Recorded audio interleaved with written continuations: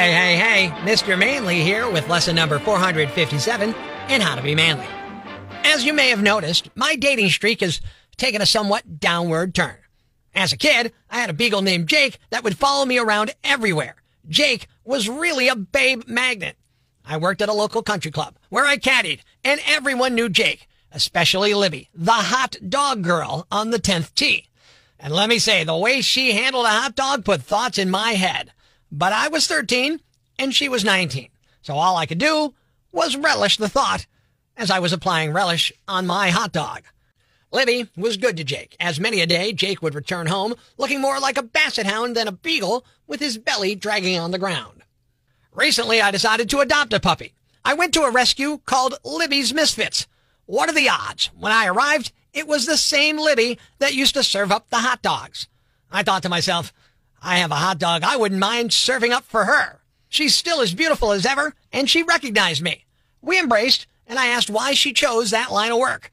She said it was your dog, Jake, how he listened to your commands, like beg, roll over, and come. So I thought I'd teach Libby these commands and do so in a manly manner. If you ever find yourself in a similar situation, follow along in your manly manual, page number 457, and repeat after me. Number 1, to paraphrase Blue Oyster Cult, I'm begging for you. Number 2, a little Jimi Hendrix for you. Roll over, Libby, and let Mr. Manly take over. And number 3, let's play some AC/DC, because tonight you can tell me not to come, but I was already there. Soon after, as Libby rolls you over and has a pit bull rip out your manly bits while you're begging like a dog, you begin to wish you had never come to this place. Then you realize just what kind of man you really are. Until next time, this is Mr. Manly saying be manly and good day. Chiefs on Rock 107. Bears quarterback Justin Fields mentioned coaching as one of the reasons he's struggling. But this is Justin Fields, so even his attempt at throwing his coaches under the bus was intercepted. Whitesnake singer David Coverdale turns 72 today. He doesn't tour as much as he used to, but he still says, "Here I go again," several times a night when he gets up to pee. Pittsburgh Steelers legend Mean Joe Green turns 77 on Sunday, although these days he's more like cantankerous Joe Green. Making sure breaking news stays broken. Tune in Monday for Prospector's Briefs on Rock 107. Please be advised that the football predictions in Tara's Takes are as reliable as a squirrel with a crystal ball. They may lead to uncontrollable fits of laughter, head-scratching confusion, or, in rare cases, inexplicable outbreaks of interpretive dance. Remember, trusting Tara's Takes with your football betting decisions is akin to asking a goldfish for stock market advice. In other words, proceed at your own risk. Rock 107 hereby absolves ourselves from any responsibility for lost bets, puzzled looks, or unexpected dance-off injuries that may result from heeding Tara's football wisdom. Enjoy, and may the football gods have mercy on your wagers. I got 4 games. My wife Tara's going to pick them for you. Are you ready? Yep. Atlanta at Detroit.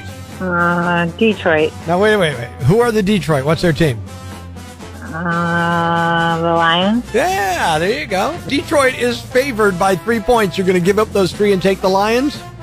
Yeah. All right, she's going with Detroit on that. Another game, Buffalo at Washington. Do you know either of these teams' names? Buffalo Bills. How about Washington? I don't know. I forget what Washington's name is. Yeah, the new name is the Commanders, so I'll give you that one. No worries. Who are we taking? Are we taking Buffalo or are we taking Washington in this game? Buffalo. Buffalo, giving up 6.5 points, 2 favorites in a row here this week. On to the Indianapolis-Baltimore game in Baltimore. My wife, Tara, who went 3-1 in her first week of Tara's Takes. Who are you taking in that game? Indianapolis Colts and Baltimore Ravens, right? Wow, nicely done. Yes, and there's a little other intrigue here. Baltimore used to be the home of the Colts.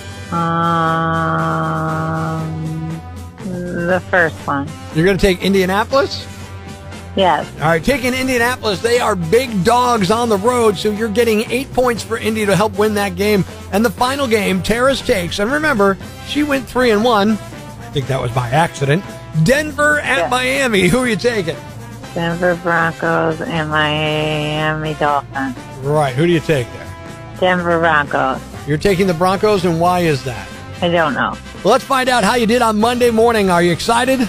I'm so excited.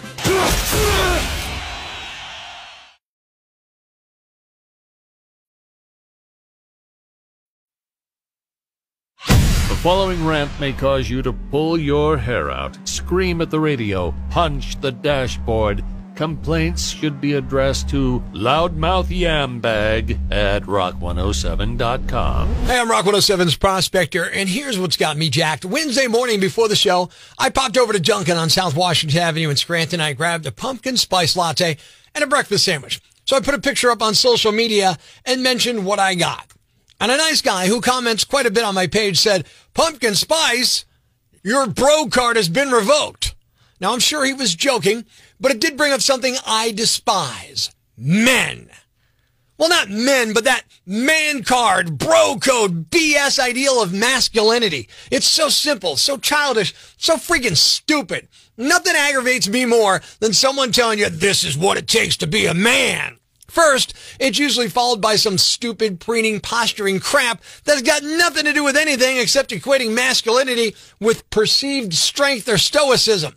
I'm sorry, I think being a man, or simply being a grown-up for that matter, means saying what you mean and meaning what you say. It means taking care of your responsibilities, and it means not making other people's lives miserable with your words or actions. You do that consistently, and I think you've nailed down being a man. So if you want to revoke my man card over a pumpkin spice latte, or a color I'm wearing, or any of a trillion other violations of your ridiculous notion of masculinity, go ahead. And while you're jerking things out of people's hands, I got something else you can take a tug on, all right? It seems to me people like that are more concerned with machismo and not so much being an adult. It's all about the appearances. Sorry, not my game. I'm wholly uninterested in such insipid notions. It's superficial nonsense, nothing more, and it's got nothing to do with being an adult. So take my man card, my man suit, my bro this, my man whatever, and shove it up your backside.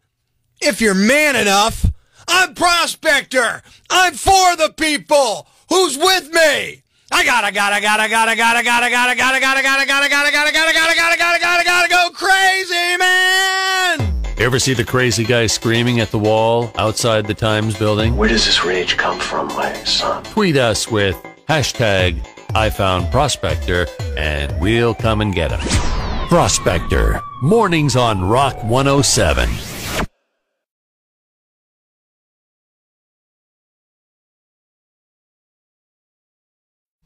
Life's pretty tough right now. There's plenty of bad news, but it's not all bad. It's time for the brighter side of Prospector on Rock 107. A 64-year-old guy from San Diego named Tom Willis has now thrown out the first pitch at 29 different major league ballparks. And it's way more impressive when you hear this part. He doesn't have arms. Yeah, he uses his feet to throw. He tossed out the first pitch at the Yankee game on Tuesday. Angel Stadium is the last one on his list, and it looks like that one could happen next season. Thanks. We needed that. The brighter side of Prospector on Rock 107. What's a yam bag? A fool, an idiot, a blockhead, a dunce, you know, a dullard, simpleton, or a clod, nitwit, dipstick, pea-brain, mouth breather, or numbskull. It's now time to announce the winner of Prospector's Yam Bag of the Week, as decided by you at rock107.com. Here are the nominees. Nominee number 1. There are a lot of bad ways that a police chase can end, but this is one of the few best bad case scenarios. Police in New Hampshire were chasing a carjacking suspect named Barton Timbando on Monday, and he was driving a van, which he'd stolen at gunpoint. He then fled from cops, running red lights before losing control and crashing. Get this, he crashed into the police department. He jumped out of the van and tried to run through the station's parking lot, but the cops caught up with him, tased him, and arrested him. No one was hurt, Barton was arrested on 8 charges, including reckless conduct with a deadly weapon, receiving stolen property, possession of a controlled drug, disobeying an officer, resisting arrest, and armed robbery. Nominee number 2. He had a plan. Not sure what it was, but hey, he had a plan. Donning a wetsuit, fins, and a crossbow pistol strapped to his back, Jeremy Wallace went for an ambitious swim that ended up in federal charges and 2 Michigan schools being locked down after he plunged into a river dividing the United States and Canada. Then he walked 60 miles into a town to find the nearest pawn shop where he could get a gun. Wallace, a 24-year-old resident of Ontario, Canada, told police he swam across the St. Clair River into East China Township, Michigan on September 6th around midnight because he was not eligible to purchase a gun in Canada due to a prior conviction involving weapons there. He told police he intended to swim back to Canada with the firearm once he got it. He also brought a hammer with him on the swim in case he needed to break into the store to get the gun. But things did not go according to plan. Once Wallace got into the pawn shop in New Haven, Michigan, employees thought he was acting strange and refused to sell him a weapon. Wallace then allegedly grabbed a .22 caliber pistol and 2 clips and fled the store. He was located in a wooded area after a foot chase before he could slip back across the river. Nominee number 3. Come on, we all know they F you in the drive-thru, right? What began as a dispute over an incorrect drive-thru order quickly escalated into a physical altercation. South Carolina police are currently investigating a violent incident that occurred at a Wendy's drive-thru on Sunday night. Officers responded to reports of a robbery involving a baseball bat, vandalism, and assault. Upon arrival, they discovered broken glass and scattered food at the drive-thru window. The male suspect reportedly punched the drive-thru window before retrieving a baseball bat from his vehicle and attacking both the window and employees. Meanwhile, the female suspect allegedly took money from the cash register during the altercation. Aaron Michael Lewis, 27-year-old, has been arrested on multiple charges, including second-degree burglary, armed robbery with a deadly weapon, and various degrees of assault. Nominee number 4. A 41-year-old man from Oklahoma named Melvin MD tried to fake his own death last month by having his son tell cops he drowned while they were kayaking on the Mississippi River in Louisiana. At the time, cops were very suspicious because he was due in court later that day on a case that involved some serious rape charges. Then they discovered that Melvin had been ordered to wear an ankle monitor as a condition of his bail, and that placed him at a Walmart earlier in the day where he bought 2 prepaid phones. At some point, he apparently cut the ankle monitor off, but it's unclear when that happened and what he did with it. However, the cops were able to track him through those phones, which he used periodically for a while and then dumped. Cops were privately treating this as a fugitive case and not a drowning until they finally found him in Georgia on Sunday. The cops there caught him after pulling over a motorcycle without a license plate. He tried to flee, but crashed. He also gave a fake name, but his fingerprints revealed his true identity. Melvin will now be facing additional charges, and his son is also expected to be charged in the scheme. And the winner is The Wendy's customers who got so mad about a wrong order at the drive-thru that they assaulted employees and smashed the place up with a baseball bat. You guys are the Yam Bags of the Week. Congratulations. Keep it here for more nominees for Prospector's Yam Bag of the Day, weekday mornings on Rock 107.